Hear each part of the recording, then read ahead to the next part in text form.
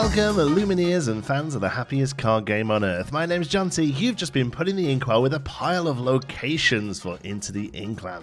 A fantastic article from TheGamer that goes over how locations work and reveals 5 new ones dropped this morning, and some of them are pretty spicy. But before we get onto that, there was a few other reveals from yesterday that we will take a look at. First of all, we actually got our first Enchanted. I don't know if this was maybe dropped a little earlier than expected because it's just a single Enchanted on its own. I do love the idea that all the Enchanteds get shown through official means before product gets into stores' hands, because during set 1, all of the Enchanteds came out through Gen Con, and it was an awesome little weekend where people found them and got a special event and stuff. But with set 2, a lot of them were sort of pulled as stores open singles, as is their right. You know, that's the one thing they can do is get singles ready for sale. But it did mean that a good chunk of the Enchanteds were photographed on Nokia 3310s. For some reason, the photos were always terrible. So I would love to see Lorcana sort of get them out there officially so they really can, you know, sing and look great and, you know, do what they should do. So the first one comes from German IGN, and it is the Pita pan. I think it's Pirate's Bane. This is the 6-costed 4/5 that has evasive, and he doesn't take damage from hitting pirates. So yeah, we saw the card the other day officially, and now we see this Enchanted. I think it's absolutely beautiful. I adore this sort of painterly style to the art. I would love to see more of this. I love the fact that it's able to sort of push the boundaries a little bit on that sort of classic sort of modern storybook look that Lorcana has. I think that if you're ever going to really look at stretching what the art style of Lorcana looks like, these Enchanteds are a great way to do it. We saw the Cinderella from last set had a very similar style, and I was a big fan of that. The only thing I will say is I hope that the sort of muted palette and the softer lines of this don't get a little too lost under the relatively aggressive foiling that Enchanteds have. You know, it's like an oil slick foiling that's quite strong, and works really well with some of the real brighter, sharp lines of something like Stitch Carefree Surfer, but might get a little muddy over something like this. So maybe we'll see a different foil treatment, or maybe I don't know what I'm talking about and it'll look great. Either way, I'm excited to see this in real life if I ever do. Next up from IOGOKO, a legendary in Ruby, our second Ruby legendary, a 6-costed uninkable 6/5 for 2 lore, Hydra Lethal Snake. Just has Storyborn as a category and the ability Watch the Teeth. Whenever this character is dealt damage, deal the same amount of damage to chosen opposing character. I think this is pretty good. It comes down on 6.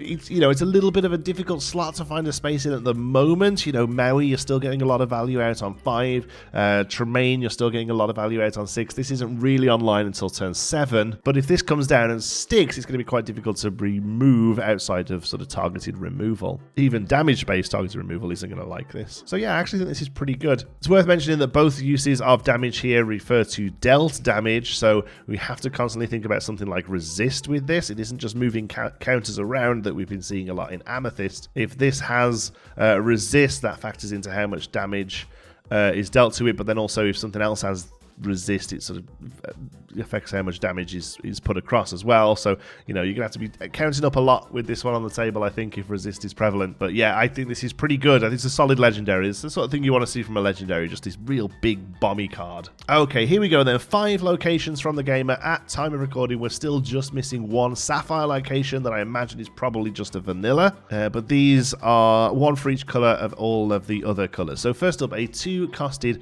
uninkable 7 willpower, 1 passive lore, and a move cost of 2. Pride Lands, Pride Rock. Location in Amber. We are all connected. Characters get +2 willpower whilst here. And Lion Home. If you have a if you have a prince or a king character here, you can pay 1 less to play your characters. So it's just a passive lantern. As long as you've got a prince or a king here, obviously you know this is thematically wanting to put Simbas and Mufasas here, but there are lots of other things that will go there as well. I think this is quite playable. I would love to see some more move cost reduction stuff. At the moment, we just have that Voyage and a few cards themselves that make things free, or very specific build arounds like the Broom location lets brooms go there free. I would like to see a little bit more generic cost, because it's just that moving 2, paying 2 to move stuff still just seems like a bit of a tempo loss overall. It's going to be a real thing as to whether or not these the locations see play. that's it. I mean, there's enough of these now that have a big enough butt on them that you haven't got to worry about the instant melee, or in general just being taken out by characters challenging. For me, it's the fact that you've got to pay to move stuff over to these to really get them online that I think is really the sort of whether or not they live or die really is based on that fact. I do think with this reveal, though, of locations, I do feel like locations have kind of got on the map today, pardon the pun. I think some of these are very playable, and I think I'm starting to get my head around the shift in the meta that is at least wants to happen, at least the game is sort of trying to do. These locations coming down and just earning passive lore is going to create more of a challenging focus meta. I don't see people playing the silver bullets to remove locations in the same way that whilst items are very strong, there's not much item removal in the game that sees play other than the occasional body that does it, like Benja, or maybe Wildcat in set 3 I think probably sees play. But for the most part, items are kind of left on the board to do what they need to do, and I feel like locations might be similar, and instead the people are going to be removing them through challenging, which opens up more of a challenging focus meta. A lot of the stuff that we have in Ruby and Steel and Emerald, really cares about challenging, and I think maybe locations was the missing jigsaw piece for really getting that more of a challenging focus meta, and I think probably where the game really wants to sit, so that whilst control and tempo can still be very playable, I don't think it's meant to be the be all and end all. I think it's meant to be an option to play and not the sole only playable option. I think making cards turn sideways more is what's going to fix that, and I think locations go a good way to do that. This next one especially, 4-costed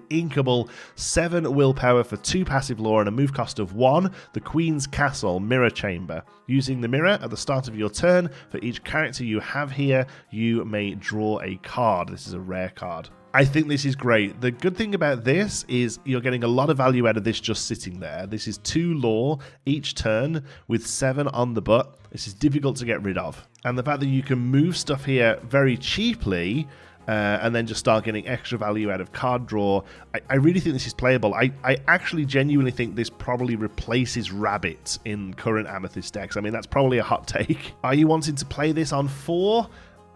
Maybe you're waiting. Maybe you wanted to play this on 5 and then moving something across. Maybe you're putting this out with Jim Hawkins and then turn 5 drawing a card, gaining 2 lore. That's pretty good. Yeah. Oh, Amethyst getting good cards. Who knew? 3-costed Inkable, 7 willpower, 1 passive lore, and 3 move cost. Kusos Palace, home of the Emperor. City walls. Whenever a character is challenged and banished whilst here, banish the challenging character. So this gives Kusos no touchy, Cheshire Cat, a few other cards. This gives that ability to all the cards that are here. A really fun ability, really thematic ability. That 3 to move to it though is just pretty offensive. I would be really surprised if this one sees play, just because that 3 move cost is gross. Next up, another 3 move cost, but very much a different boat. Again, pardon the pun. 4-costed. Actually, no, pardon the pun. I intend my puns. 4-costed, uninkable, 8 on the willpower, 2 passive lore, 3 move cost. The RLS Legacy Solar Galleon from Treasure Planet. This is our ship. Characters gain evasive whilst here and heave together now. If you have a character here, you can pay 2 less to move characters of yours here. So 3 willpower, but once the first thing's 3 move cost, but once the first thing's there, it becomes a 1 move cost. Again, this is built for Jim Hawkins. You're going to be wanting to get this out for free, move him straight there, make everything else just 1 to move to it. 8 on the butt is huge, 2 passive lore is huge. Amethyst Ruby, get good cards. Sunrise, sunset, sunrise, sunset. And a 1-costed Inkable, 3 willpower, 1 passive lore, and 1 move cost. The Bayou Mysterious Swamp. Show me the way. Whenever a character quests while here, you may draw a card, then choose and discard a card. I don't think this one is particularly impressive, but I think it does find a home in the deck that wants to self-discard for things like Sheriff of Nottingham. Another couple of payoffs for self-discard, and this really starts cooking. That deck in general really starts cooking. There's still a few Emerald and Steel cards to be revealed, so a couple of things that trigger on your own discard, and I actually think we're starting to get a decent solid deck there. If we ever got anything that was like gain a lore when you discard a card, I mean, that would be insane. Okay, so that was going to be the end of this video, but whilst I was recording, we got quite a few really juicy cards revealed, so we're going to tag them onto the end of this one. But before we move on, I just want to carry on talking about the Bayou for a second, because somebody on Twitter, that one nerdy guy Sal, pointed out that there's a really great combo with Bayou and Sheriff of Nottingham, which I did mention before, but also Beast Relentless as well. So on turn 6, you're going to place Beast Relentless down, and then on turn 7, if you can get a Sheriff of Nottingham and a Bayou down, you've also got that one last ink to move Beast over to it. And now whenever the Beast quests, you can draw a card and discard a card. So Beast quests on the Bayou, you draw and discard. When you discard, you ding something for 1 from Sheriff of Nottingham. Beast sees that and readies, and then can quest again, draw, discard, ping, ready, quest again. So it's without any resist on the other side of the board. It's basically a board wipe, and then it's opponent's collective willpower times 2 lore gain. It's another one of those sort of like slightly janky infinites, but honestly it's a 3-card combo that only takes 2 turns to set up and kicks off on the second turn. So actually, like, compared to the infinite lore one that we got in the last set with the Shere Khans and the Faciliers, this is way more playable and definitely becomes a win con in that sort of pinging deck in Emerald Steel. I think this is really great. I'll be honest with you, as soon as I saw this, I went and bought some Beast Relentless before they go up in price. Anyway, next up we had an article from Dicebreaker that said it did mention that it had 4 new reveals, although one of them has already been shown elsewhere, but we'll go over the 3 new ones it got. First of all, we finally get to see Pita. She has an ability that I didn't expect, but actually think is quite good. A 6-costed, uninkable 1/6 for 2 lore, Pita Devoted Mother, Storyborn Hero in Amber with Come Along Children. When you play this character, and whenever she quests, you may play a card with cost 2 or less from your discard for free. So we've seen some discard recursion already in Amber with Hades and Part of Your World. You know, there's definitely stuff going on there. But the great thing about Perdita here is that it's coming into play. Now, obviously, you're limited to 2 cost or less, but there's some great stuff that's going to die that you want to bring back. You've got your Lilos and your Maleficents, your Pinocchios, all your big, heavy-hitting, low-to-the-ground questers. But then also just nice recursion for puppies in general. And when I say puppies, I'm starting to refer to like just little 2-cost things as puppies now. I don't necessarily mean actual puppies. But yeah, I think this is very playable in a Stitch Rockstar deck, low-to-the-ground aggro deck. I think this is great. We then got I'll Find My Way, a 1-costed inkable action song in Emerald. Chosen character of yours gets +2 strength this turn, and they may move to a location for free. So again, I love to see some cost reduction on locations. This one's completely free, which is great, and it's in a color that I really think cares about it. Ruby Steel is definitely possible for locations, but I still feel like Ruby Emerald is the location deck. This goes in there. The +2 strength is a bonus. It's really good if you're getting something onto Jolly Roger to give something rush or to give something evasive. It can really for the RS Legacy, can really do some damage there. But mostly just getting something there for free. I actually think this is maybe playable in that deck, but that's pretty much the only place it goes. Also, a 4-costed uninkable 3/5 with 1 lore, Genie, Supportive Friend, Storyborn Ally, 3 wishes. Whenever this character quests, you may shuffle the card into your deck and draw 3. This is a super rare with card draw in Amethyst. I mean, that's just what the color does. And this is okay. I mean, it's only getting 1 lore. It's coming down on 5. Questing for 1 lore on 5 and giving you draw 3 isn't. I mean, it is ridiculous saying draw 3 cards isn't amazing, but it's in a color that just does stuff so well already when it comes to drawing cards. We're going to see a card in a moment that perhaps does like this. In Amethyst, just card draw in general is already good. We now have a win con for card draw in Amethyst that we're going to look at in a second. So maybe this goes in there, but the uninkability of it and the fact that there's just so much card draw already in the set, I don't know whether this really finds a home in it, but maybe it does. I would have really liked this if it was a Floodborn and you could have put it onto that the little genie that we saw the other day. Just so that it can quest straight away and just draw you 3. And I assume then you would shuffle both in if it was that way, depending on the wording with it being Floodborn. But yeah, it's not terrible, but I'm not sure it finds a home in something that, in a colour that's already doing so well with card draw, but you know, it's got the 1, 2, 3 in the background there for the art. It's just a flavor win. Okay, and finally, these are the two that are the reason why I'm talking excitedly. Two really great cards from IGN. First of all, we have a 3-costed inkable 2/3 for 1 lore, Ursula, Deceiver of All, Dreamborn Villain Sorcerer, with What a Deal. Whenever this character sings a song, you may play that song again from your discard for free and then put it on the bottom of your deck.